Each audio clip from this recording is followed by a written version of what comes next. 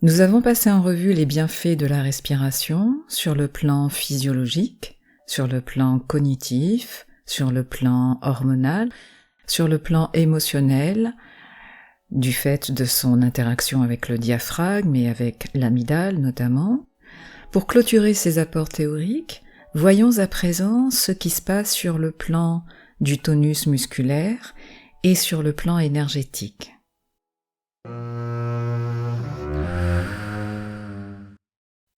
Sous l'effet du stress, le cerveau reçoit un message d'alerte et active la mobilisation de toutes les ressources du corps pour faire face.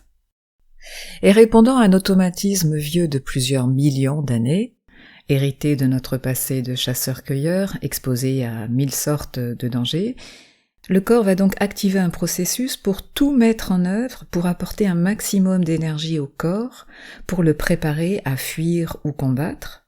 et ce notamment en augmentant le rythme cardiaque pour amener plus d'oxygène dans le sang, afin d'apporter toute l'énergie dont les muscles vont avoir besoin. Et cette mobilisation des ressources, ce processus, s'accompagne d'une contraction de tout le tonus musculaire. Tout le corps se met en tension, le corps recevant le message qu'il doit se préparer à la défense ou à l'attaque. Ce processus physiologique d'adaptation au stress explique pourquoi, même aujourd'hui, alors même que nous n'avons plus à combattre des bêtes féroces, notre corps se tend sous l'effet d'un stress ressenti, alors même que nous sommes statiques, bloqués dans un embouteillage ou à notre bureau devant un écran. Mais encore une fois, il suffit de quelques minutes de respiration consciente pour venir calmer le jeu. Ainsi, comme nous l'avons vu, la respiration va amener un ralentissement du rythme cardiaque, une diminution des hormones du stress et induire un état de calme, et ce retour à un état stable s'accompagne de la détente musculaire.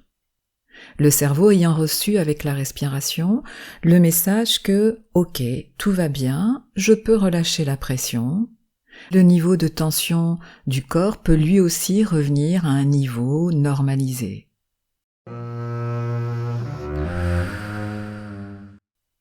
Voyons maintenant ce qui se passe sur le plan énergétique. Pour les orientaux,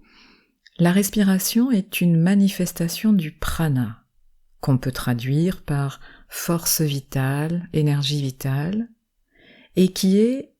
l'énergie, la force commune à tout être vivant, à toute chose animée. Entre parenthèses, en yoga, on parlera de prana, qui est un terme sanskrit, et dans la tradition plutôt asiatique, on parlera de chi, d'où qigong, tai chi, le chi étant là aussi l'énergie, la force vitale. Le prana, le chi, c'est l'énergie qu'on retrouve dans le courant nerveux qui anime le corps.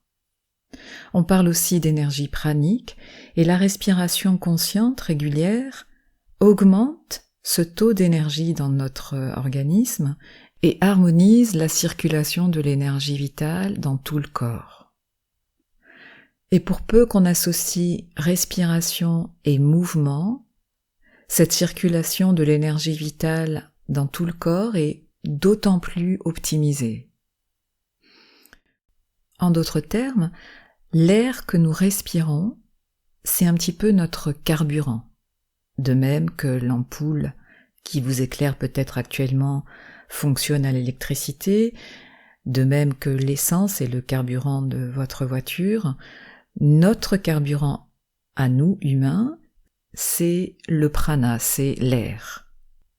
C'est l'une des 3 sources de notre énergie vitale, au même titre que la nourriture et la lumière.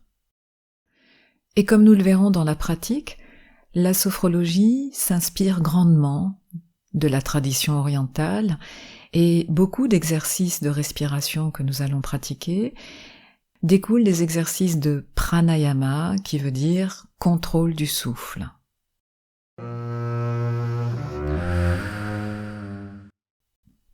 Sur le plan énergétique, le fait de ramener quelques instants son attention sur la respiration permet un rééquilibrage corps-mental. En effet, les 3/4 du temps, nous sommes un petit peu comme un cerveau sur pattes. On se prend la tête, littéralement parlant, avec toutes sortes de pensées, d'anticipations, de ruminations, et la respiration va donc permettre ce rééquilibrage, en délestant cette suractivité mentale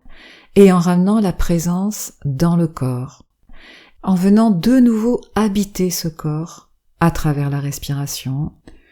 et en étant de nouveau présent à soi, à ses sensations.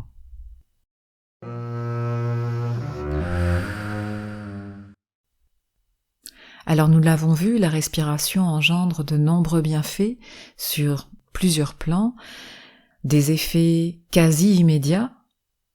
mais c'est également d'autres effets qui vont apparaître dans le temps, avec une pratique régulière qui s'inscrit dans la durée, et ne serait-ce qu'en accordant une attention plus régulière à sa respiration, en s'entraînant à la respiration abdominale, on constatera qu'à partir de simples petits aménagements dans son quotidien, on ressentira au fil des jours comme un effet tache d'huile, c'est-à-dire on constatera comment à partir de simples réflexes d'attention, des petits changements s'opèrent dans notre façon d'être, dans notre façon d'interagir avec les autres, d'appréhender les situations. Et parmi ces effets que la respiration va distiller dans le temps, on constatera qu'on est plus calme, plus stable, plus apte à se poser, à se détendre, et de moins en moins réactif au stress. Alors pour compléter tous ces bienfaits qu'apporte la respiration, que ce soit dans ses effets positifs immédiats ou que ce soit dans ses effets positifs inscrits dans le temps, la respiration offre en plus l'avantage d'être une ressource toujours accessible, qu'on a toujours sur soi, disponible à volonté, n'importe où, n'importe quand, en toute discrétion, et en plus, c'est gratuit et c'est bon pour le moral.